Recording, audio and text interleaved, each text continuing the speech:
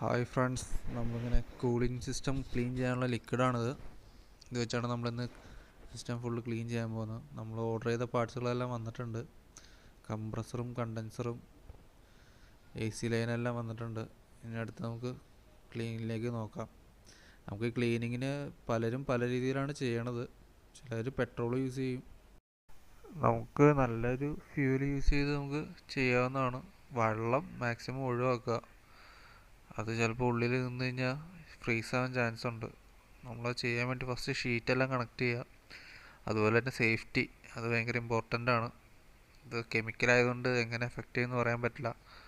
ഇത് നമ്മൾ ക്ലീൻ ചെയ്തെടുത്ത മെറ്റീരിയലാണിത്. അതിൻ്റെ ഔട്ട്ലെറ്റ് പോർട്ടിലൂടെ ഇത് നമ്മൾ ക്ലീൻ ചെയ്ത് കിട്ടിയ വേസ്റ്റാണ്. ഇതിൻ്റെ ഉള്ളിൽ മൊത്തം കംപ്രസറിൻ്റെ ഉള്ളിലെ മെറ്റീരിയൽസാണ്. നമ്മളിപ്പോൾ ലൈനെല്ലാം ക്ലീൻ ചെയ്തു, പുതിയ ലൈനെല്ലാം പിടിപ്പിച്ചു, കംപ്രസറെല്ലാം